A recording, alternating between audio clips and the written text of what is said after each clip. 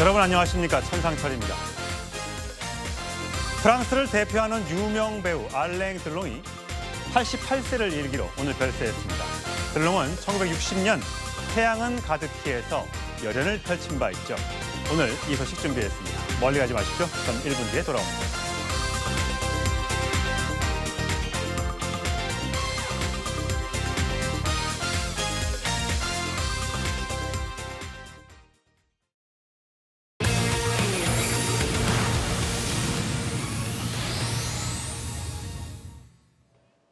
예, 원조 미남 배우로 유명하죠. 프랑스의 배우 알랭 드롱이 오늘 새벽 프랑스에서 별세했습니다. 이 소식 먼저 소개를 해드릴 텐데, 자, 최성 평론가. 사실 1935년생이니까 우리 나이로, 그러니까 만으로 따지면 88살이라고 그렇죠. 하네요. 네. 이제 거의 90을 가까운 예. 나이인데 이제 정말 돌아가셔서 많은 사람들이 지금 사실 그 입에 오르내리고 있는 이유는 워낙 영화도 영화지만 그 수려한 외모 때문에 예. 우리가 사실 알랭 드롱이라는 이름의 고유명사가 잘생겼다는 미남의 대명사가 돼버렸잖아요. 그렇죠. 사실은. 예. 그래서 우리 국내에서도 누가 뭐라면 한국의 아랑드롱 뭐 이런 식의 이제 표현. 그렇죠. 우리는 알랭 드롱이 아니고 아랑드롱에서 할머님들이 아랑드롱 뭐 이렇게 얘기했던 것 같아요. 천상천하고도 어릴 때 아랑드롱 닮았다는 얘기 많이 들었을 것 같은데. 모든 할머니들은 손자를 다 아랑드롱이라고 아랑드롱이었죠. 얘기했습니다. 전 정말 근데 이 평생 그 두 명의 부인 가운데 세 자녀를 두었는데요. 이 세 자녀가 굉장히 또 효심이 깊어서 이번에 세 명이 공동으로 이제 이렇게 아버지의 사망 사실을 또 알리기도 했는데, 어찌됐건 한 시대를 풍미했던 정말 그 음악 스타가 이렇게 또 사라지는 걸 보면서 저는 프랑스가 이번에 파리 월드컵을 또 하면서 올림픽, 여러 가지 파리 올림픽. 올림픽을 하면서 문화적 자긍심을 이끌었는데, 그 프랑스를 또 하나 상징했던 음악의 스타가 또 이제 별이 되어 사라졌다라는 측면에서 많은 사람들이 또 이렇게 안타까움을 자아내고 있습니다. 예, 양진희 변호사님. 근데 보니까 세 자녀가 있어요. 두 아들과 한 명의 딸이 있는데 성명을 발표하면서 나빠진 건강과 아버지가 사투를 벌이다 세상을 떠났다 이렇게 하는데, 한 명의 이름이 더 있습니다. 루보라고 하는데 반려견이라고요? 맞습니다. 그러니까 오랜 시간 키워온 이 반려견인데요. 이름이 말씀해 주신 것처럼 루보라고 합니다. 사실 자녀들이 이렇게 아버지의 별세 소식에 대해서 발표를 하면서 그래도 가족 구성원의 한 일원으로서 이렇게 반려견까지 같이 언급을 하면서 이야기를 전했고요. 실제로 알랭 드롱이 이제 별세하는 그 당시 시점에도 반려견이 함께 했다라고 지금 전해지고 있는 상황입니다. 그렇군요. 사실 알랭 드롱이 또 유명세를 탄 거는 2년 전인가요? 그 안락사를 나는 선택할 수 있다라고 밝혀서, 사실 오늘 이 별세한 원인은, 사망 원인은 아직 가족들이 밝히지 않아서 알 수는 없는데, 안락사를 했는지 안 했는지, 그때 안락사 논란이 좀 벌어졌잖아요. 그래서 국적을 프랑스에서는 안락사가 안 돼서 스위스로 옮겼다라는 얘기도 있었고요. 그렇죠. 그러니까 본인의 의지는 굉장히 좀 확고했던 것으로 보입니다. 2022년 3월에 이제 본인은 만약에 이제 내가 선택을 할 수 있는 그런 순간이 온다면 주저하지 않고 나는 안락사를 선택하겠다라는 이야기를 매체 인터뷰를 통해서도 밝힌 바 있었습니다. 사실 2019년에 뇌졸중으로 수술을 받았어요. 그 이후에 오랜 시간 동안 이제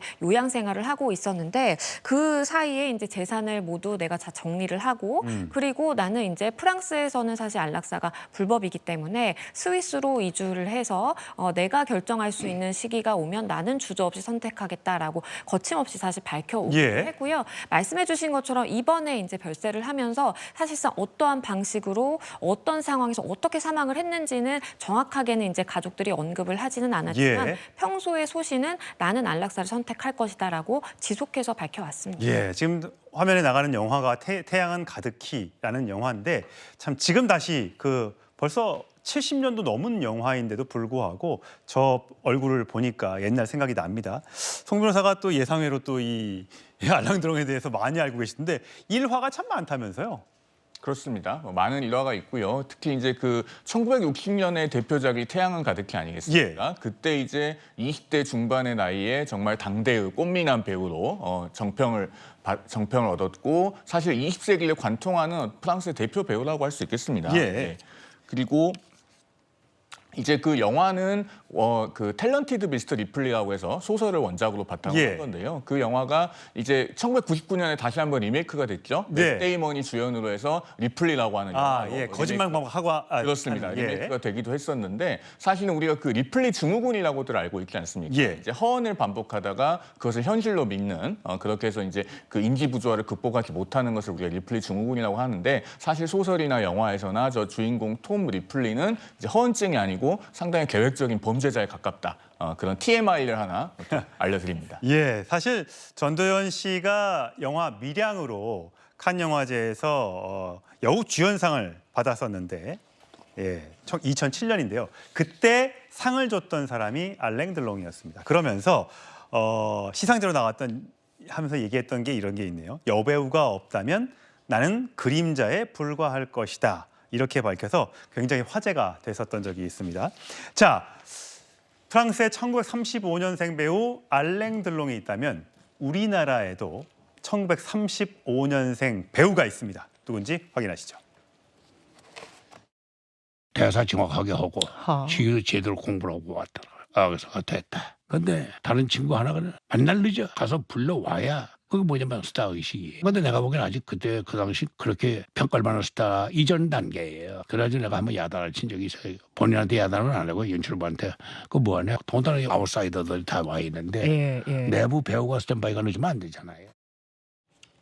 예, 양지민 변호사. 사실 우리나라에는 한국의 알랭 들롱 하면 고 신성일 선생님이 계신데 이순재 선생님도 지금 거의 90을 바라보는 나이에 저렇게 연극까지 하고 저 긴 대사를 다 외워서 출연하시는데 요즘 후배들한테 좀 쓴소리도 하고 그러시더군요. 그렇죠. 그러니까 알랭 들롱과 이제 뭐 비교를 해서 말씀을 해드리자면 사실 알랭 들롱의 경우에는 젊었을 시절에 다양한 작품 활동을 하긴 했지만 그 이후에는 저렇게 이순재 선생님처럼 꾸준하게 작품 활동을 하지 못했었어요. 그럼에도 불구하고 이순재 선생님의 경우에는 굉장히 이제 어떤 슬럼프가 한때도 없었다라고 생각이 될 정도로 정말 매년 더 활발하게 이렇게 활동을 이어가시는 게 대단하다고 생각을 하고요. 그리고 이제 젊은 배우들도 사실 이렇게 드라마 촬영이 아니라 연극 무대에 서는 것에 대해서 굉장히 체력적으로 많이 소진이 된다라고 하는데 이 이순재 선생님의 경우에는 배우로서도 그렇고 정말 체력적으로도 그렇고 모든 다방면에서 참 뛰어나신 분이다라는 좀 생각이 듭니다. 예, 많은 영화 팬들에게 사랑을 받았던 프랑스 배우 알랭 드롱. 삼가 고인의 명복을 빌겠습니다. 자, 날이 더워서 그런지요. 요즘 차에 불이 많이 납니다. 야, 최근에는 전기차에서 불이 계속해서 나서 전기차 못 타겠다, 걱정된다. 우리 동네에서 전기차 전부 다 지상으로 옮겨야 된다. 말들이 많았었는데 어제는 또 일반 휘발유 차량에서 불이 났습니다. 양 변호사님, 저 사진이죠? 저 화면? 그렇습니다. 이 청라에서 사실은 이 화재가 발생한 지 16일 만에 송도에서 아파트 지하 주차장에서 저렇게 화재가 발생한 건데요. 말씀해 주신 것처럼 이번에는 전기 차량은 아니었고요. 가솔린 엔진 차량에서 화재가 발생했습니다. 일단은 이 아파트 지하 주차장에서 화재가 발생했기 때문에 일단은 소방 당국이 빠르게 화재의 진압을 성공을 하기는 했지만 이제 그 과정에 있어서의 조금 어려움은 있었던 것으로 보이고요. 소방관 70명 그리고 펌프차 장비 등 이 27대를 투입을 해서 12분 만에 그래도 화재 진압에 성공했습니다. 그래도 불행 중에 다행인 건 인명피해가 없었고요. 바로 위에서 스프링클러가 터져서 바로 물이 쏟아졌고요. 지금 옆에 있는 기둥 옆에 있는 주차되어 있는 다른 차량에는 불이 옮겨 붙지 않았다는 게 다른 전기차 화재와는 조금 차이점이라고 할 수가 있습니다. 근데 사실 요즘에 왜 이렇게 차에서 불이 많이 나지? 라고 해서 저희가 소방청으로부터 자료를 받아봤더니요. 이렇습니다. 아무래도 휘발유차가 또는 경유차가 전기차보다는 훨씬 더 많이 팔렸기 때문에 불이 나는 건수도 많겠죠. 경유차가 6,700건으로 가장 많고요. 휘발유 3,800여 건, 전기차 157건, 하이브리드가 131건으로 가장 적게 나타났습니다. 자, 송영호 변호사님, 문제는 불이 날 수는 있는데 이거를 전기차의 경우에 끄기 어렵다는 거가 아니겠습니까? 그렇습니다. 진화가 어렵고 그다음에 피해가 굉장히 크기 때문에 화재 건수와 관계없이 지금 전기차 화재에 대한 일종의 지금 국민적인 공포가 있는 예, 지금 상태라고 왼쪽에 있는 게 테슬라에서 불이 나는 사진입니다. 영상입니다. 그렇습니다. 저희가 그 앞서 소개드렸던 화재 사건 같은 경우에는 이제 전기차가 아니다 보니 12분 만에 진화가 된 것 예. 아니겠습니까? 그런데 전기차 화재 같은 경우는 이제 뭐 수소를 덮어 씌운다고 하지만 그게 불가능한 환경도 있고 예. 그다음에 덮어 씌운다고 해도 사실은 장시간에 걸쳐서 화재가 계속되는 경우가 있기 때문에 결국에는 그 피해의 크기 그리고 피해를 회피할 수 있느냐라는 측면에서 차이가 있어서 결국 이 부분이 불식되어야지만 전기차의 궁극적인 대중화가 가능한 것이 아닌가 싶습니다. 예. 자, 어제 테슬라 차량에서 불이 났었는데 이 목격자들의 증언을 한번 들어보도록 하겠습니다. 처음에는 그만 불길만 조금 보여가지고 소화기를 가지고 나왔었는데 갑자기 불길이 확 퍼지면서 너무 무서웠거든요. 가서 접근도 못하고 나와서 보니까 불길도 갑자기 퍼지면서 계속 폭발음이 들리니까 사람들이 다 이제 겁나서 근처에 갔던 사람들은 다 피하고 타이어 터지는 소리인지 뭔지 아무튼 폭발음이 여러 번 들렸어요. 한 몇 분 간격으로 계속 들렸으니까. 예, 양 변호사님, 뭐 폭발음이 들릴 정도로 큰 굉음이 들렸다고 하니까요. 굉장히 걱정을 하고 무서워하시는 분들 많았을 텐데 사실 얼마 전, 몇 년 전만 해더라도 BMW 차량에서 불이 많이 나서 뭐 불자동차 이런 오명도 있었는데 그거는 원인이 나왔어요? BMW 경유차였던 걸로 기억하는데. 맞습니다. 유난히 경유 차량에 집중이 돼서 저렇게 주행 중에 화재가 발생하기도 했고요. 전기차 마찬가지로 뭐 주차장에 주차가 되어 있는 상태로 화재가 발생하기도 했고 저 당시에 2018년 정도, 그러니까 6년 전이네요. 그렇죠. 2014년에서 2018년에 이제 생산된 BMW 경유 차량에서 저렇게 많이 불이 났었습니다. 그래서 사실 지금은 뭐 전기차 포비아다 이렇게 이야기를 하기도 하지만 당시에 언급해 주신 것처럼 불자동차다라는 오명을 가지고 BMW 차량의 경우에는 뭐 주차를 금지한다. 뭐 이렇게 내세우는 주차장들도 다수 있었고요. 예. 그도 그럴 것이 2018년 1월부터 7월 사이, 그러니까 6개월 사이에요. 42대의 차량에서 화재가 발생했습니다. 그때 당시에 뭐 차량 분석이라든지 원인에 대해서 굉장히 많이 의견이 분분했던 것으로 기억을 하는데요. 일단은 경유 차량 자체가 화재 발생 위험도, 그러니까 빈도수만 보자라고 한다면 일단은 이제 화재 발생의 빈도는 높다라고 좀 볼 수도 있겠습니다. 예, 뭐 차량 화재는 전기차냐 하이브리드냐 경유차냐 휘발유차냐 가리지 않고 나고 있습니다. 어쨌든 불이 났을 때 대처할 수 있는 요령을 잘 알고 있고 빨리 끌 수 있는 그런 방안이 빨리 고려가 돼야 될 것 같습니다.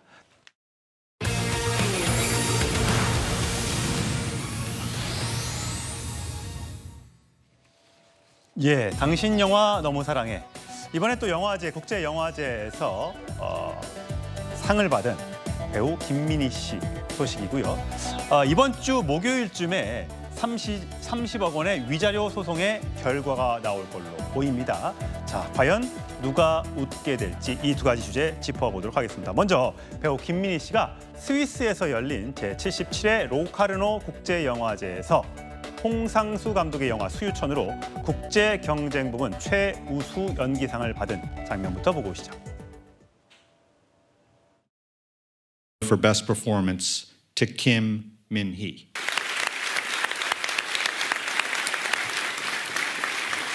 로카르노와 주어리 분들께 진심으로 감사드립니다. 길게 찍고 싶었는데 5일이 너무 짧았습니다. 그 짧은 시간이 너무 행복했고 이렇게 아름다운 영화 만들어주신 홍상수 감독님, 저는 당신의 영화를 너무 사랑합니다. 네, 함께 작업하게 해주셔서 너무 감사합니다. 감사합니다. 다들 행복하세요. E ora il momento del pardo per la... 예, 자, 양 변호사님, 홍상수 감독님 당신의 영화를 너무 사랑합니다라고 얘기를 했습니다. 두 사람이 연인 관계인 거죠? 그렇죠. 그러니까 두 사람은 2017년 밤에 해변에서 혼자로 이제 같이 수상을 하기도 했고요. 2018년 정도에 이제 공식적으로 연인 관계임을 선언하기도 했습니다. 벌써 9년이나 됐네요. 그렇습니다. 그러니까 당시 이제 두 사람이 영화를 함께 촬영을 하면서 이렇게 연인 관계로 발전을 했고 그런데 당시에 이제 나이차뿐만 아니라 홍상수 감독이 이제 결혼을 생활을 유지하고 있던 중에 이제 이런 연인 사이다라는 뉴스가 나와서 굉장히 또 화제를 모으기도 했고요. 이렇게 연인임을 공식화한 이후에는 작품 활동을 꾸준히 계속해 오고 있습니다. 실제로 홍상수 감독의 영화를 촬영을 해서 이 김민희 씨가 수상, 그러니까 여배우로서 이렇게 최우수 연기상 수상한 것만 3번에 달하고요. 예, 지금 화면에 보면 홍상수 감독 작품에만 출연을 한다고 하네요. 그렇습니다. 다른 작품 활동을 일절하지 않고 예. 홍상수 감독의 영화에만 출연을 하고 본인이 실제로 제작 실장으로도 참여를 하고 있기 때문에 뭐 꼭 배우가 아니더라도 제작 실장으로서 홍상수 감독이 어떠한 뭐 상을 탄다라든지 수상을 한다라든지 이런 때 늘 이제 동행을 하기 때문에 해외에서는 많이 포착이 되고 있습니다. 예, 해외에서는 뭐 작품성을 가지고 상을 주기 때문에 굉장히 또 작품성이 뛰어나고 홍상수 감독 그만의 또 어떤 작품 세계가 있기 때문에 해외에서는 많이 호평을 받는 것 같아요. 국내에서는 개봉해서 관객들이 많이 들었다는 얘기는 크게 듣지는 못했습니다만 해외 영화제에서 주로 인정을 받고 있는 그런 소식인데 좀 전에 말씀드렸다시피 2017년 이후에 홍상수 감독의 영화에만 출연하고 있죠. 과거 두 사람의 관계를 언급하는 장면이 있습니다. 들어보시겠습니다. 저희 두 사람 사랑하는 사이고요. 하여튼 저희 나름대로 진솔하게 사랑하고 있습니다. 네, 저희는 만남을 귀하게 여기고 믿고 있습니다. 그리고 진심을 다해서 만나고 사랑하고 있습니다. 예, 지금도 저 상을 받고 나서요. 김민희 씨가 저렇게 옆에 기대서 이렇게 친근감을 드러내고 있는데 뭐 연인 관계니까 그럴 수 있습니다만 아직까지 홍상수 감독은 결혼 생활을 유지하고 있는 거죠. 그렇다면 만약에 그렇다면 저런 관계가 혹시 뭐 법적으로 이런 문제는 없는 겁니까? 법적으로는 사실은 이제 인정받을 수 없는, 그러니까 두 사람이 이제 연인 관계임을 선언을 하기는 했지만 법적으로는 홍상수 감독은 그러니까 부인과 아직 부부 생활을 이어오는 것으로 되어 있고요. 그렇기 때문에 법적으로 다른 사람과 부부인 사이인 거죠. 실제로 홍상수 감독이 김민희 씨와의 열애 사실을 밝힌 이후에 이혼을 하기 위해서 여러 차례 이제 소송을 제기하고 시도를 한 바 있습니다. 하지만 우리나라의 경우 이제 유책주의를 채택을 하고 있기 때문에 유책 배우자가 이혼 소송을 제기를 하는 경우 기각이 되죠. 예. 그렇기 때문에 지금 홍상수 감독의 부인의 입장에서는 이제 이혼을 원치 않는다라는 입장을 고수하고 있다 보니까 사실상 이혼을 아직까지도 하지 못하고 있는 상황이고요. 법적으로는 인정받기는 좀 어려운 관계다라는 생각이 듭니다. 예, 뭐 홍상수 감독이나 김민희 씨나 대감독이고 대배우인데 어떤 이런 사생활의 논란에 이 겹치면서 그 작품성이나 그 연기력을 인정받지 못하는 게 아마 팬들, 관객들 입장에서는 좀 아쉬울 수도 있을 것 같습니다. 자, 이번 주에 또 다른 중요 판결이 내려지는데 노소영 아트센터 나비 관장이 남편인 최태원 S그룹 SK 회장의 동거인을 상대로 30억 원의 위자료 소송을 냈는데 1심 결론이 나옵니다. 먼저 최태원 회장의 목소리 들어보시죠. 사람을 쳐다보지 않고 저는 일만 봤습니다. 솔직히 그렇게 되니까 제 가슴 속에는 완전히 텅 비어버린 것 같았습니다. 그런데 저하고 아주 반대인 사람을 만났었어요. 그 사람은 뭐 돈 이런 건 전혀 관심이 없고 이슈 뭐 이런 게 아니라 그냥 사람으로만 갑니다. 어떻게 저 사람은 나하고 이렇게 반대일까? 그래서 사회적 기업이 무엇인지 그때 또 배우기 시작했죠. 예, 성용원 대변인. 어쨌든 지금 노소영 관장이 남편 최태원 회장을 상대로 한 이혼 소송은 진행 중이고 2심 결과까지 나와서 대법원에 사안 고한 상태입니다. 그 재판과는 다른 거죠. 그렇습니다. 별도로 지금 노소영 관장 측에서 이 김희영 씨죠. 그러니까 그 최태원 회장의 연인으로 알려져 있는 동거인이죠. 그렇습니다. 네. 이 동거인에게 30억 원의 위자료 청구 소송을 별도로 낸 상태입니다. 이 사건의 1심 판결이 이제 이번 주 목요일에 선고가 된다는 것이고요. 그런데 노소영 관장과 최태원 회장 간의 그 이혼 소송에서는 이미 위자료 청구가 20억 원이 받아들여진 적이 있죠. 그런데 20억 원이라고 하는 위자료가 매우 이례적으로 높은 금액이기 때문에 과연 대법원에서 그러한 판단이 유지될지도 관심사인 가운데 1심에서 지금 그 김희영 이사장과의 소송에서도 과연 그러면 높은 기준에 의한 위자료가 인정이 될 것인지 예. 이게 지금 최대 관심사입니다. 예. 만약에 이 김희영 이사장과의 소송에서도 지금 1심 재판부가 앞서 최태원 회장과의 2심 판결에 어떤 비슷한 결론을 취한다고 하면은 전반적으로 우리나라 법원 실무가 그러면은 이혼 소송에 대한 위자료를 상향해야 된다는 어떤 중론이 있는 것인가라는 관측이 제기될 수도 있어서 과연 그러면은 높은 금액이 선고가 될 것인가? 예. 아니면은 과거에는 이제 3천만 원에서 5천만 원 정도가 유책성이 중하다고 하면 예. 그런 위자료들을 인정해 왔는데 그 정도 수준으로 되돌아갈 것인가 상당히 관심사로 보입니다. 양 변호사님은 어떻게 보세요? 어쨌든 양쪽의 입장이 이렇게 다르잖아요. 혼외자까지 출산을 했다, 부정행위를 했다. 반대쪽에서는 어차피 두 사람은 남남 사이나 마찬가지였다. 이렇게 이제 보통의 아마 이혼 소송이나 위자료 소송이 이렇게 진행될 것 같은데 보통은 어떻습니까? 결과가 어떻게 나옵니까? 일반적으로 그러니까 뭐 이 사례가 아닌 비슷한 사례라고 한다면 사실상 혼인 생활이 종료되기 이전에 다른 사람과 연인 관계로 시작을 해서 저렇게 동거를 하게 되고 이런 경우에는 사실상 이제 책임이 있다라고 봐서 혼인 파탄의 책임이 있다라고 봐서 손해배상 액수는 이제 인정이 되기는 됩니다. 그런데 문제는 이제 액수인 것이죠. 그러니까 손해배상의 책임이 있다라고 인정이 되지만 과연 저렇게 30억 원까지 다 받아들여져서 인용이 될 것인가? 이 부분이 관전 포인트라고 할 수 있겠고요. 예. 말씀해주신 것처럼 일반적으로는 굉장히 뭐 폭력을 저지르고 뭐 다른 사람과 동거를 하고 이런 정말 유체성이 짙은 배우자라고 하더라도 최대 한 5천만 원에서 1억 원 정도가 인정이 되기 때문에 과연 이 사례에서 얼마까지 인정을 해줄지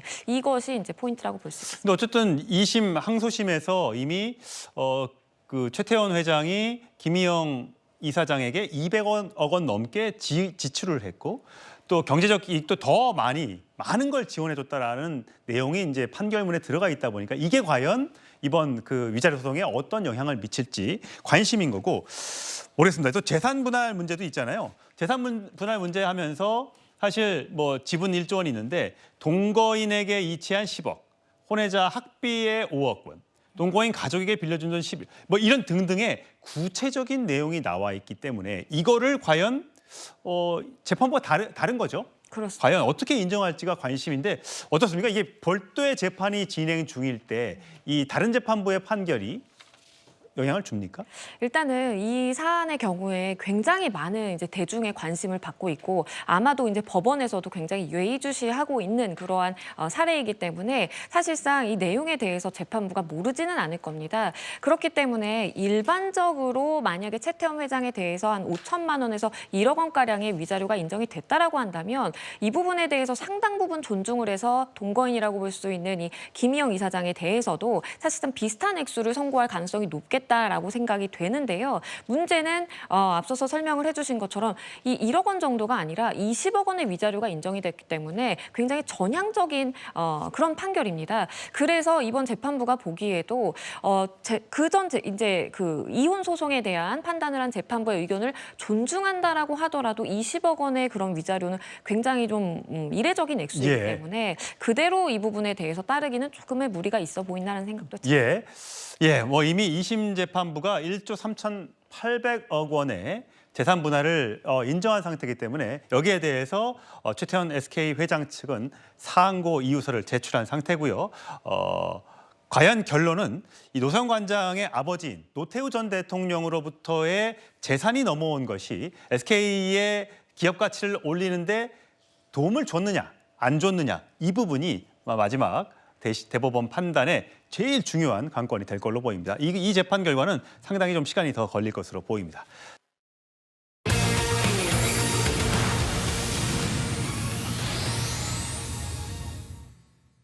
이 시각 현재 민주당 전당대회가 진행되고 있습니다. 잠시 후에 전당대회 결과가 발표될 예정인데 바로 현장을 연결해서 그 내용 자세히 알아보고요. 오늘 전당대회 결과에 앞서서 문재인 전 대통령이 영상 메시지를 보냈는데 이재명 대표와 그 지지자들을 향한 듯한 발언을 해서 굉장히 논란이 됐습니다. 자, 정봉주 후보 원래 최고위원 선거에서 1위를 달리다가 지금 누적 득표율에 3위까지 떨어져 있는데 과연 5위까지 당선이 되는 최고위원에 들어갈 수 있을지 합류할 수 있을지 관심인데 오늘도 패거리 정치 반복하면 안 된다라는 강력한 메시지를 내놨습니다. 자, 먼저 오늘 이재명 후보의 목소리부터 확인하시죠.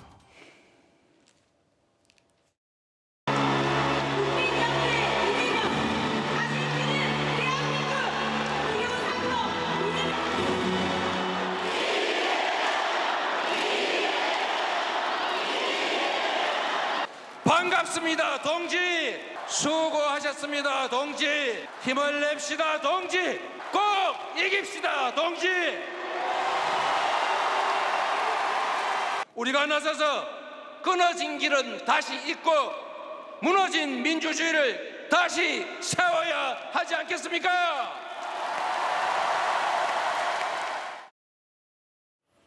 예, 성취인 부장 나왔습니다. 지금 현재 어제까지 서울 지역의 투표율까지 포함한 누적 득표율은 이재명 후보가 거의 90%가 되잖아요.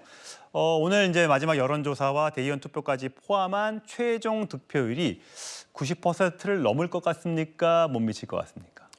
80% 후반대가 나오지 않을까라는 생각을 합니다. 아, 그래요? 뭐 거의 90% 육박해 있지만 2년 전 선거 결과를 좀 비교를 해봤을 때 대의원 투표나 일반 국민 여론조사에서 조금은 이재명 대표의 그 당시 이재명 후보의 득표율이 권리당원 투표보다 조금 낮았거든요. 그렇기 때문에 아무래도 대의원들은 좀 균형적인 투표를 하기 위한 노력을 하는 부분들이 좀 있고 일반 국민 같은 경우는 민주당 지지자뿐만 아니라 물론 국민의힘 지지자는 빠지게 되어 있지만 뭐 중도층 지지자도 포함이 되게 되어 있기 때문에 조금은 뭔가 당신보다는 조금 다른 균형적인 표심이 좀 나오는 경향이 있어서 조금의 조정이 있을지 않을까. 그래도 뭐 80% 후반이나 한 90%는 뭐 그렇게 크진 않다고 생각합니다. 예, 최선 평론가. 사실 이 당대표 연임이라는 거는 민주당에서 DJ를 빼곤 처음이라면서요.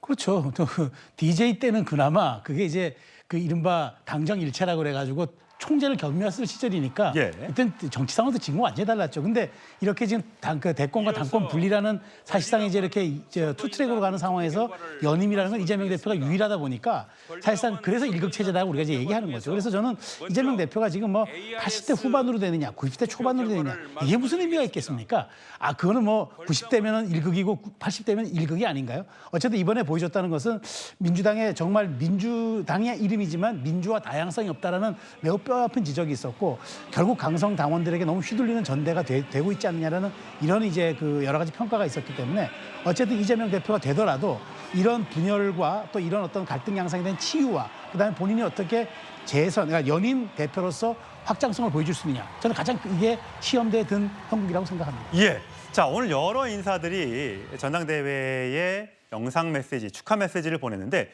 문재인 전 대통령도 참여를 했습니다. 그 목소리 확인하시죠. 우리가 집권한 세 번의 민주당 정부는 역대 어느 정부들보다 유능한 정부였습니다. 확장을 가로막는 편협하고 배타적인 형태를 단호하게 배격합시다. 당원 동지 한 분 한 분이 확장의 주체가 되어주시길 바랍니다.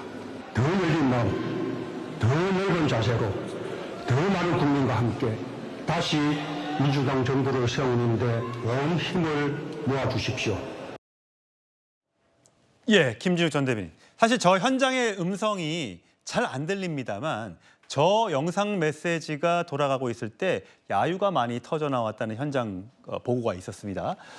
당내 경쟁에서 어느 편에 섰는지는 우리 대업 앞에서 중요하지 않다. 확장을 가로막는 편협하고 배타적인 행태는 단호하게 배격하자. 자, 여기에 대해서 이제 뭐 여러 가지 해석이겠습니다만 이게 이재명 대표를 겨냥한 것 아니냐라는 해석을 하던데 동의하십니까? 저는 뭐 너무 과도한 해석이라고 봐요. 왜냐하면 지금 오늘 이재명 대표도 좀 전에 보셨습니다만 그 동지라는 단어를 4번이나 외칩니다. 결국은 하나가 돼서 단합해서 우리의 대업인 이 정권 교체를 이어나가자 이런 얘기잖아요. 지금 문재인 전 대통령께서 오늘 주셨던 말씀도 당내 경쟁에서 어느 편에 섰는지 중요하지 않다. 우리가 대업 앞에서 중요한 건 하나가 되는 것이다. 일치 단결해서 차기 정권 교체를 이뤄내자라는 거거든요. 예. 근데 거기에 이제 뭐 배타적이라는 단어 또는 단호하게 배격하자는 단어 이런 것들이 마치 이재명 대표의 일극 체제, 이재명 대표가 지금 보여주고 있는 모습이다라는 식으로 확대 해석하는 것은 당내에 있는 당의 지지자들께서는 동의하기 좀 어려운 표현이라고 보이고요. 물론 일부 우리 당원들 중에는 혹시 저게 이재명 대표를 겨냥한 발언 아니야라고 생각하실 수 있지만 저는 그렇게까지 생각하는 건 너무 확대해서 생각하는 것이다 이렇게 생각합니다. 예. 송영원 대변인. 궁금한 건요. 과거 이제 문재인 정부 시절에는 친문이라는 엄청난 또 팬덤이 있지 않았습니까? 지금 이제 개딸로 불리는 또 친명 세력들이 많고요. 그분들 사이에 겹치는 대목은 없는 건지 문재인 전 대통령을 지원했던 분들은 다 또 이재명 후보 대표를 또 지원할 걸로 생각했는데 그건 또 아닌가 봐요. 크게 두 가지 차이가 있는데요. 일단 민주당이 지난 총선 공천 과정에서 소위 비명 행사를 거치면서 이제 친문계 정치인들이 많이 힘을 잃었습니다. 물론 뭐 고민정 의원이라든가 몇 분 남아 있긴 합니다만은 그분들이 힘을 잃으면서 사실은 친문 그 지지층도 이제는 예전처럼 그 팬덤으로서 공고한 세력을 유지하지 못하고 있는 측면이 있어 보이고요. 그 다음에 그런 그 공천 과정에서 새로운 미래라든가 뭐 무소속이라든가 등등으로 당원들도 많이 탈당해서 빠져나갔습니다. 그리고 마지막으로 저 전당대회장에는 정말로 이재명 대표의 대관식을 보기 위한 강성 친명 당원들 위주로 참석을 하지 않았겠습니까? 그러다 보니까 확장을 가로막는 편협하고 배타적인 정치를 단호하게 배격하자고 얘기를 하는데 그 말에 대해서조차도 야유가 나오는 것입니다. 즉, 그 배격해야 될 만한 편협하고 배타적인 정치가 어떤 것인지 현장에서 있는 그대로 보여준 것이죠. 예, 최선 평론가. 네. 사실 문재인 전 대통령이 그랬어요. 문재인 정부, 그다음에 진보 정부라고 불리는 DJ, 또 노무현, 문재인 정부. 특히 문재인 정부에서는 경제 안보에서 탁월했다. 성공한 정부였다 이렇게 평가를 하는데 사실 또 일각에서 국민의힘 지지층 쪽에서는 아니 부동산 정책 등 실패해서 정권을 내주지 않았느냐, 어떻게 성공한 정부냐, 또 다른 얘기하고 있다, 또 이렇게 또 지적을 하는 분들도 계시더군요. 그렇습니다. 성공한 정부라면은 역대 진영마다 10년 정권 교체설이 있었잖아요. 근데 유일하게 문재인 정부만 5년 단위로 심판을 받았어요. 이건 뭘로 설명할 겁니까? 그렇게 경제 안보 민주주의에서 다 복지까지 유능했다 그러면은 심판받을 이유가 없지 않습니까? 그리고 문 전 대통령께서 저는 자꾸 이렇게 뭐 외연확장 얘기하시는데 저는 오히려 대깨문이라고 흔히 얘기했잖아요. 지금의 개딸보다도 사실은 원조가 이른바 대깨문. 제가 좀 표현이 좀 그렇습니다만은 정확한 용어니까. 자, 근데 이런 강성 팬덤이 등장했을 때 뭐라 했습니까? 그런 건 양념이라고 얘기했어요. 예. 통제하지 않고.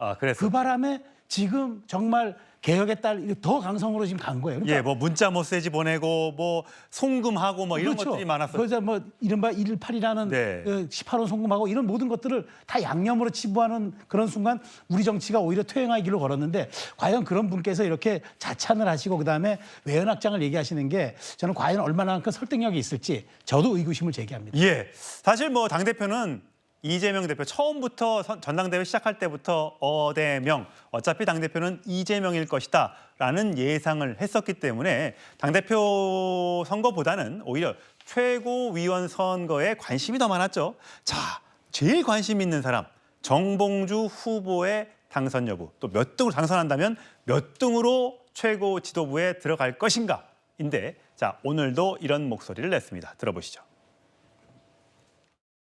요즘 제가 문매를 맡고 있습니다. 왜 평지풍파 만들어서 세상 욕이란 욕은 다 듣고 사냐 질타하며 안타까워합니다. 태의원 동지 여러분 아실 겁니다. 호가호위하면서 권력 노름하는 극소수 몇몇 인사들을 그대로 두면 민주당의 미래도 없고 정권 탈환도 어려워질 것이라는 절박한 위기감을 느꼈습니다. 모난졸 정 맞는다면 그래 한번 제대로 맞아보자 결심했습니다. 그래서 정면으로 부딪힌 겁니다, 여러분. 예, 성추행 부의장. 모난돌이 정 맞는다고 하는데 그럼 내가 맞겠다라고 얘기했습니다만 요즘에 너무 많이 맞고 있는 것 같아요. 정봉주 후보. 사실 목발 경품 발언 뭐 일부 논란으로 공천을 사실 못 받았잖아요. 거의 당선이 다 된 것처럼 느껴지는 곳이었는데 그리고 또 지금에선 또 명팔이 이재명 팔이 한다 뭐 이런 등등 또 이재명 대통령 안 된다 뭐 등등의 발언으로 또 논란이 되면서 최고위원회 순서까지 지금 떨어지면서 이거 자칫하다가 이거 최고위원 선거도 안 되는 거 아니야라는 걱정의 목소리까지 나와요. 근데 사실 뭐 정봉주 후보의 개인의 정치인이 역사가 즉 공천 취소 이번 총선 말고도 역사 좀 깁니다. 사실 정치한 지 상당히 오래되셨는데 국회의원은 그 17대 국회의원 한 번 한 이후에 계속해서 뭔가 좀 뭐 BBK 관련 발언으로 또 옥고를 치르기도 하고 혼합규계죠. 뭐 개를 굳이 그 원조를 따진다면 그렇게 볼 수는 있는데 뭔가 개가 계속 변하기 때문에요. 근데 그렇기 때문에 그런 당원들 사이에서는 정봉주라는 정치인에 대한 좀 연민의식, 뭐 동정 여론 이런 것도 일부 있는 것도 사실입니다. 근데 그런 것에 기반해서 뭔가 친명의 목소리를 내면서 그게 합쳐지면서 뭔가 사실 초반에 1등을 달렸던 건데 본인이 그 사실 그 뭔가 명팔이 발언하기 전에 뭔가 이재명 당시 후보가 김민석 후보에게 좀 힘을 실어주면서 그 역전이 되면서 좀 그거에 대해서 불만을 매우 섭섭했고 불만을 표로했고 그 본인이 밝힌 게 아니라 타인을 통해서 밝혀진 것을 또 부정하지 않았죠. 그리고 난 진짜 섭섭했다, 서운했다. 근데 이재명 대표에 대한 서운함 이런 것도 좀 과장된 것이었고 분명 이재명 대표의 측근이 뭔가 본인의 좀 표를 떨어뜨리기 위해서 안 좋은 소문들을 퍼뜨리고 다녔다. 그 사람들을 이제 명팔이라고 지칭을 한 건데 그거에 대해서는 글쎄요. 아무래도 강성지지층 당원들은 지금 이재명 후보를 좀 중심으로 똘똘 뭉쳐야 된다라는 생각이 매우 뚜렷한 사람들이기 때문에 근데 또 그 정봉주 후보의 발언 중에 그 이재명 같은 사람은 대통령 되면 안 된다. 그 발언이 매우 타격이 컸죠. 그게 왜 그렇게 얘기했을까요? 그러니까 정봉주 후보는 원래 매우 솔직한 정치인입니다. 때로는 그게 득이 되기도 하지만 때로 독이 되기도 하는 정치인인데 그것이 이제 독이 된 거죠. 본인이 정말 1등 달리다가 정말 너무 섭섭한 마음에 그냥 사적인 자리에서 에이 그렇게 다른 싫은 소리 못 듣는 사람 대통령 되면 안 돼라고 한 것이 이제 어떻게 보면 좀 과장돼서 알려진 건데 그 말을 한 건 팩트죠. 본인도 인정한 것처럼. 근데 이제 그 지지층 사이에서는 그 말조차도 용납을 할 수 없는 거죠. 정봉주 후보가 그 말을 했다고 하면서도 나는 이재명 후보를 대통령으로 만들 거고 윤석열 정권을 타도할 것이다. 뭐 이렇게 뭐 자신의 방향은 달라진 게 없다라고 아무리 주장을 해도 지지층 마음에는 그 발언 하나가 너무 상처가 됐다. 그걸 용납할 수 없다라는 건데 글쎄요. 정봉주 후보의 그 억울함이나 이런 것들이 과연 뭐 대의원 아니면 일반 국민 이번 그 득표에서는 어떻게 반영돼서 최종 순위로 연결될지는 이제 몇 분 뒤에 나온 결과를 보면 될 것 같습니다. 보통 한 30분 정도의 결과가 나올 걸로 예상을 하고 있었는데 아직 집계가 조금 늦춰지고 있는 모양입니다. 속보가 들어오는 대로 저희가 자막과 함께 현장을 연결해서 들려드리도록 하겠습니다. 자, 정봉주 후보 좀 전에 보여드렸습니다만 지난 총선 때 과거 본인이 했던 거친 발언들 때문에 발목이 잡혔었죠. 결국 공천을 못 받았습니다. 자, 과거에 했던 여러 발언 함께 모아봤습니다. 너네 오늘 종무실에서 나와서 내 얼굴 쳐다본 인간들 각오하고 있어? DMZ는 멋진 거 있잖아요. 발목질에 밟는 사람들한테 목발 하나씩 주는 거. 나 뭐 만나면 죽여버려 이제. K 모시기. 나한테 걸리면 빚마저도 중상이야. 너 전국 40개 교도소 통일된 조폭이 다 내 나와버려. 까불지만. 이재명 대표를 팔아 권력 실세 놀이를 하고 있는 이재명 파리 무리들. 당 내부의 암덩어리인 명파리를 잘라내야 합니다. 네, 전당대회 현장으로 가보겠습니다. 지금 현장 모습이고요. 국민 여론조사 결과만 집계가 됐는데 전현희 의원 후보가 17.43%로 2등. 어제 서울 지역에서도 경선에서 2등했는데 자, 국민 여론조사 정봉주 후보가 어제에 이어 오늘도 9.98 한 자릿수대 득표율로 6위를 차지했습니다. 자, 김민석 후보가 19.03%로 1위를 차지했고요. 잠시 후에 이제 여러 합계를 지금 현재 지금 말씀드린 거는 국민 여론조사고요. 대의원 투표 조사 결과가 남아 있고 거기에 어제까지 서울 지역까지 경선의 누적 득표를 다 합산해서 최종 순위를 결정하게 됩니다. 김진욱 전 대변인. 지금 국민 여론조사가 일반적인 여론조사인데 정봉주 후보이 6위로 떨어진 거 어떻게 보세요? 그러니까 이번에 정봉주 후보가 왜 저렇게 강한 발언을 했을까라는 것들에 대해서 어떤 일부 많은 사람들은 아마 그 정봉주 후보가 일반 여론조사를 겨냥해서 전략적인 발언을 한 것이다 이렇게 평가를 했었어요. 예. 그러면서 비명계라든지 비문 쪽에 비명계 쪽에 있는 또 반명계 쪽에 있는 그런 표심들을 본인이 독점적으로 취할 수 있다 이런 전략적 판단이 깔린 거 아니었냐고 했는데 지금 나온 결과를 보면 전혀 그 정반대로 오히려 그게 독수가 됐다. 이게 그런 악수로 작용했다라는 것으로 평가가 되고요. 지금 정봉주 후보가 한 자리가 저렇게 나왔다라는 것은 전체 표심을 다 합했을 때 5등 안에 간신히 들거나 들지 못할 가능성이 매우 높아졌다고 보여져요. 그러니까 저 상태를 지금 저희도 지금 순위를 예측하기가 굉장히 어렵고 발표 지금 하고 있는 것 같은데 발표까지 다 들어봐야 될 것 같습니다. 어쨌든 정봉주 후보가 마지막에 던졌던 그 발언들이 본인에게는 결과적으로 본인을 이렇게 굉장히 어렵게 만든 상황에 처하게 됐다 이렇게 볼 수 있을 것 같습니다. 한준호 후보 송영훈 대변인 득표율은 어떠세요? 참 민주당이 이 최고위원 선거에서는 굉장히 다이나믹하게 돌아가고 있는데 사실 정치인에게 얘기하거나 또 기자에게 얘기하거나 다른 동료한테 얘기할 때 그 발언이 누구에게 전달되지 않을 거다. 이렇게 생각하는 건 너무 순진한 생각 아닙니까? 기본적으로요. 정봉주 전 의원이라고 하는 정치인이 그동안의 그 목발 경품 망언부터 시작해서 부적절한 발언으로 오랜 동안 많은 논란을 일으켜온 분 아니겠습니까? 그리고 그 이재명 대표가 대통령 되면 안 된다라고 하는 발언도 이제 사석에서 했다고 하지만은 말씀하신 것처럼 누구에게 전달되지 않을 거라고 예상하는 것이 대단히 순진한 일입니다. 그러면은 이것은 사실은 일관된 속성이 있어요. 즉 정봉주 전 후보는 말에 관해서 자기 자신을 컨트롤하기 굉장히 어려워하는 정치인이라는 겁니다. 그리고 지금 저 득표율에서는요 굉장히 눈여겨봐야 될 점이 결국에는 저 국민 여론조사는 정봉주 후보가 이재명 대표는 대통령이 되면 안 된다라고 하는 발언을 한 이후에 실시가 되지 않았겠습니까? 그러면은 민주당의 이재명 대표 중심의 일극 체제가 아주 확고하게 자리 잡혀서 그에 반대하는 정치인은 10명 중에 1명의 지지를 받기도 매우 어려운 상황에 처해 있다. 즉 김두관 후보의 최종 득표율과 아마 정봉주 후보의 저 여론조사 득표율이 큰 차이가 안 날 걸로 보입니다. 지금 전날까지 누적으로 정봉주 후보는 권리당원 득표가 14.17%였는데요. 지금 9.98%면은 벌써 그 자신이 권리당원 투표에서 그동안 얻었던 지지 중에 30%가 빠져나간 거예요. 그 정도로 타격이 컸던 것이고 결국에는 민주당의 얼마나 힘쏠림이 한쪽으로 심하게 되어 있는가를 극명하게 드러내준 결과다. 이렇게 평가할 수 있겠습니다. 자, 최선희 부님. 자, 앞으로 정말 이재명 대표는 뭐 90%의 안팎의 높은 지지율로 일극 체제를 만들었다면 최고위원들도 결국은 다 이재명 대통령 만들겠다고 하고 윤석열 대통령 탄핵하겠다고 이번에 발언을 계속하고 있잖아요. 앞으로 정부가 어떻게 될 걸로 보세요? 이렇게 되면 강대강이죠. 제가 더더군다나 지금 주목하는 거는 전현희 후보가 사실은 6위에 있다가 지금 치고 올라오지 않았습니까? 이게 살인자 발언 이후란 말이에요. 자, 그럼 이런 발언을 했을 때 강성 지지층이 반응하고 민주당 지지자들이 여기에 몰표를 줘야 되겠다? 자, 그러면 앞으로 여기에 올라타서 지도부에 입성했다고 치면은 그러면 이걸 유지하기 위해서 더 센 발언을 할 거 아닙니까? 자, 그러면 정치는 어디로 갑니까? 정치는 더더군다나 벼랑 끝으로 갈 수밖에 없기 때문에 저는 지금 전당대회에서 이미 이렇게 전현희 후보가 부적절한 발언을 했음에도 불구하고 또 박찬대 원내대표가 사과했음에도 불구하고 가는 거는 저는 이건 민주당의 또 하나의 흑역사로 기록될 전당대회가 아닌가 생각합니다. 잠시만요. 최고위원 후보 누적 집계 총 집계로요. 김민석 1위, 2위 전현희, 3위 한준호 의원 후보고요.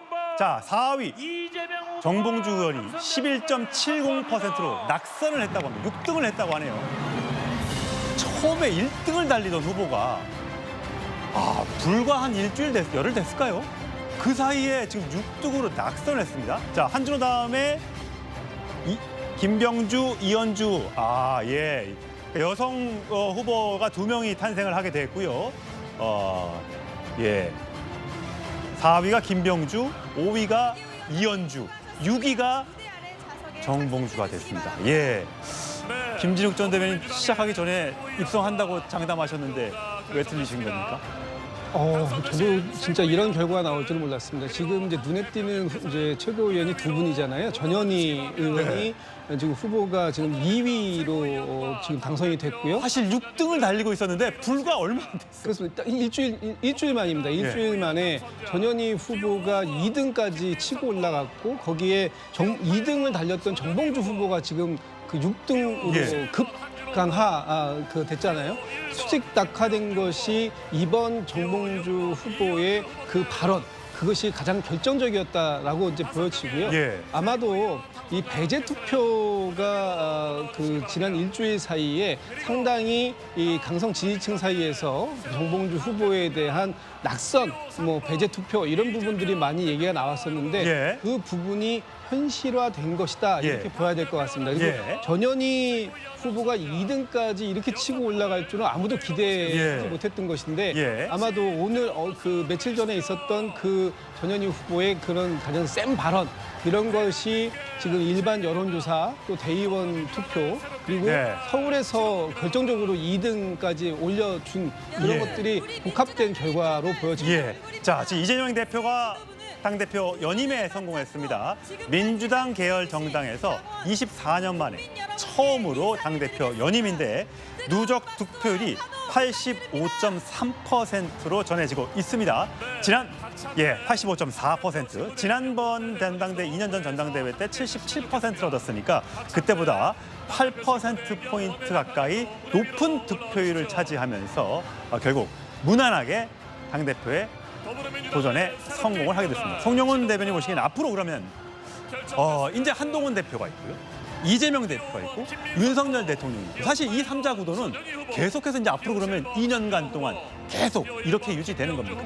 이재명 대표가요. 그러니까 이제는 당대표 연임도 확정된 마당에 본인의 말을 지키는 정치를 좀 해야 되겠죠. 본인이 이번에 그 전당대회 출마하면서 이제 먹사니즘이라고 하는 걸 제시를 하지 않았습니까? 예. 먹고 사는 문제가 가장 중요하다는 것인데 사실 그동안의 민주당은 그 먹고 사는 문제에 집중하기보다는 탄핵이라든가 특검이라든가 청문회라든가 이런 것에만 몰두하는 정치를 해왔습니다. 그렇다면 이재명 대표가 이제야말로 이재명 대표 2기 체제에서는 정말 민생의 장으로 나와서 여야가 다른 어떤 것보다도 국민의 삶을 우선시하는 그런 정치로 돌아와야 됩니다. 그렇게 할 때만이 앞으로 이재명 대표에게 어떤 정치적인 미래가 있을 것이고 그렇지 않고 기존의 정치를 반복한다면은 결국엔 현재의 어떤 바운더리를 넘어서기 어려울 것이다. 그렇게 말씀드릴 수 있습니다. 예, 잠시 후 이재명 대표가 수락 연설을 할 텐데 그 수락 연설에 어떤 내용이 담길지도 굉장히 궁금합니다. 성추인 부의장 보시기에는 중간 지역, 그러니까 결국은 강성 지지자층들이 사실 뽑아준 옹립해준 대표지만 이 중도 보수 쪽으로 확장해 나가는 그동안 먹고 사는 문제라든지 여러 가지 일부 경제 종부세 등등 이런 완화 이런 등등해서 이쪽으로 가는 오른쪽으로 가는 목소리를 내왔단 말이죠. 오늘 연설에는 뭐가 어떤 게 담길 거로 예상하세요? 말씀하신 것처럼 중도층 확장을 위한 목소리를 담을 것으로 보여집니다. 전당대회 기간 내내 뭔가 이재명 후보가 의도적으로 아마도 마치 대선 후보의 공약을 내듯이 중도층 외연 확장을 위한 공약들을 내놨거든요. 그리고 타 후보들에 대한 메시지는 거의 내지 않았었고 본인의 정치를 어떻게 할 것인가를 메시지를 냈기 때문에 아마 이 수락 연설에서도 외연 확장이나 아까 문재인 대통령께서 말씀하신 그런 내용도 전 담길 수도 있다고 봅니다. 예. 오히려 그런 것들을 좀 포용하자라는 메시지도 던질 수 있고 왜냐하면 지금 이제 최종 득표율도 나왔는데 당대표 선거회 같은 경우는 최종 득표율이 이제 42.18%가 나왔습니다. 그러니까 2년 전 선거가 37.9%였는데 약 5%가 올랐고요. 그러니까 최종 투표율이 권리당원 투표율. 네. 그러니까 참여한 권리당원이 투표율이 그래도 꽤 늘어났고 그리고 권리당원의 참여자 수도 거의 한 8만 명 정도가 늘어난 걸로 보여지네요. 그러니까 그 이전전과 비교해서 새로운 미래라든지 조국혁신당이라든지 이쪽으로 꽤 많은 수가 빠져나갔음에도 불구하고 꽤 많은 당원들이 지금 이재명 대표의 이 연임에 뭔가 동의를 해준 그런 모양새가 됐기 때문에 이재명 대표는 아마 탄력을 더 받을 거라고 보고요. 그렇기 때문에 더 중도적 메시지, 외연 확장 메시지를 내지 않을까라고 예측해 봅니다. 이재명 대표의 당대표 연임 확정과 정봉주 후보의 최고위원 낙선 소식까지 정리해 드렸고요.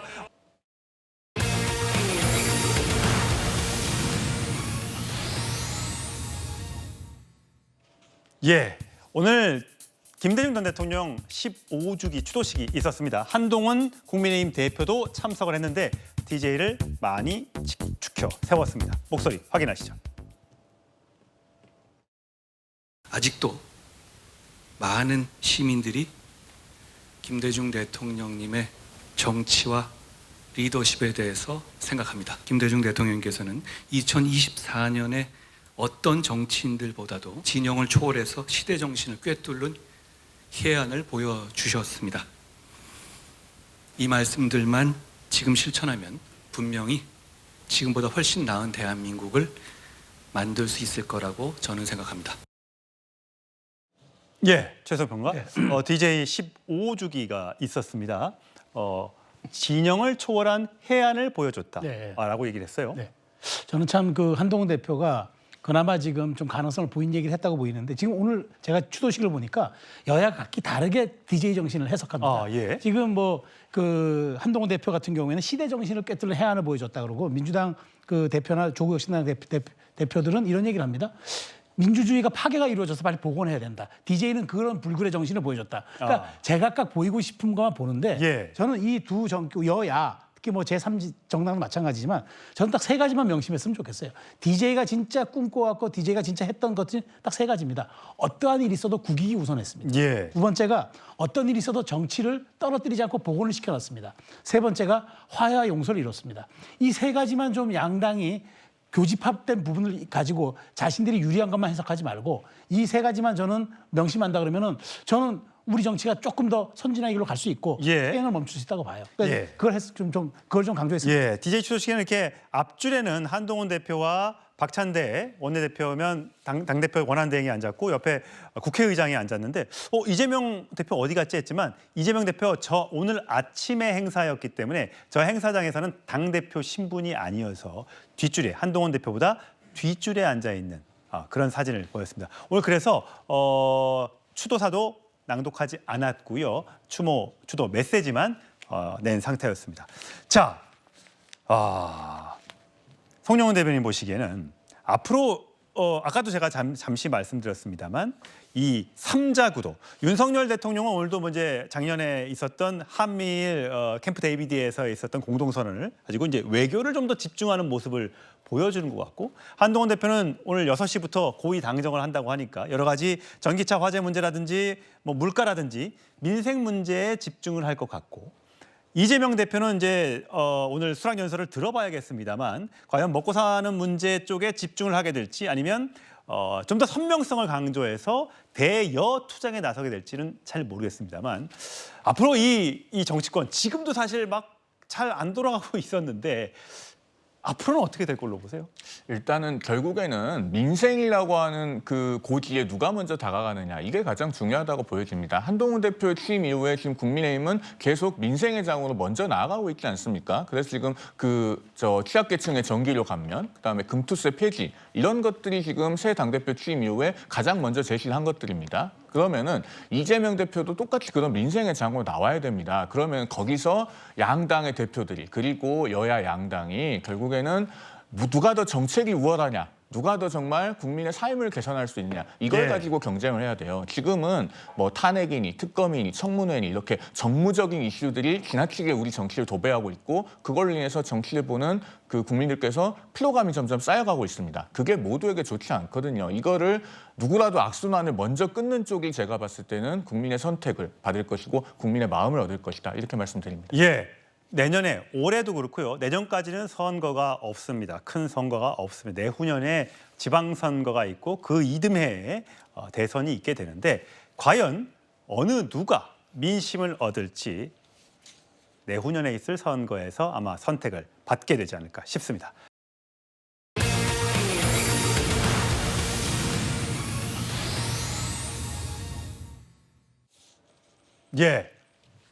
119세 둘이 합쳐 부부가 119살인데 두 분이 이렇게 사진을 찍었는데 엄청난 사진을 찍었습니다.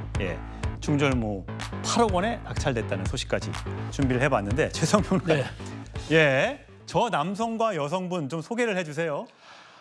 진짜 저 두 분이 이제 사실 지금 외신에 보도된 만큼 한국인 중년 부부인데 저렇게 저 나이에 저렇게 완벽한 몸매를 가질 수 있었던 것이 저 남자분이 62. 부인이 57세입니다. 57세. 그러니까 이 두 부부가 사실은 저 남자분은 저보다 나이가 많고 여성분은 저보다 조금 어린데 저런 몸매와 저런 자기 관리를 했다라는 게 전 세계가 놀라지 않을 수 있겠습니까? 특히나 저는 지금 우리 한국에서 부는 건강 열풍도 열풍이지만 지금 우리가 100세 시대를 살아가면서 자기 몸과 자기 삶에 대해서 주체적인 의식과 그런 노력으로 저렇게 풀어가고 저렇게 입증하는 그런 모습들. 저는 이게 앞으로 한국의 또 하나의 트렌드가 될 것 같아서 좀 주목이 돼요. 예, 성추행 부의장 딴청하지 마시고요. 사실 저 몸매를 만든다는 게 2년 걸렸다고 합니다. 헬스를 시작한 지 2년 걸렸다고 하고요. 저렇게 식단까지 해서 뼈 빠지게 해서 저 바디 프로필이라는 거를 찍은 거는 6개월 정도 됐다고 하는데 저도 지금 뭐 헬스장을 다니지만 저거 너무 어렵습니다. 예, 뭐 저는 건강미보다는 인간미를 추구하고 있기 때문에 저분들의 삶과 다른 삶을 살고는 꿈보다 있지만 해몽이십니다. 예, 그리고 저분들은 또 2년 전에 찍은 이후에도 계속해서 저 몸을 유지하기 위해서 지금까지도 계속 주 4회 운동, 뭐 식단 관리 이런 것들을 유지하고 계시다는 게 상당히 대단하다는 생각이 들고요.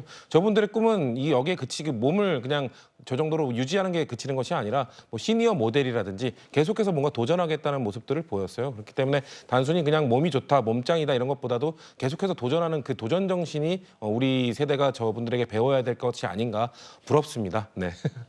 김치혁 전 대표님 운동 저렇게 해보신 적 있어요? 저렇게 랩풀다운하고 하는 거 쉬운 일이 아니에요, 저거.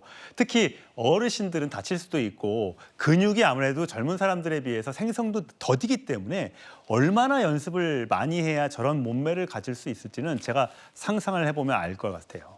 저분들이 이제 외신에서조차도 주목하고 있는 이유가 그 단지 몸이 좋기 때문은 아닌 것 같아요. 두 분이 부부지간인데 저 운동을 같이 하면서 굉장히 서로에 대한 이해도 깊어지고 또 부부애도 좀 더 늘어나고. 예. 근데 저분들이 처음에 이렇게 몸을 갖다가 저런 몸을 만들어야 되겠다 했던 게 아니라 사실은 이 그 바디 프로필을 찍으려는 목표가 있었기 때문에 네. 그 목표를 세워놓고 목표에 대한 도전을 끊임없이 쉼없이 했다라는 그런 부분들이 인정되는 거거든요.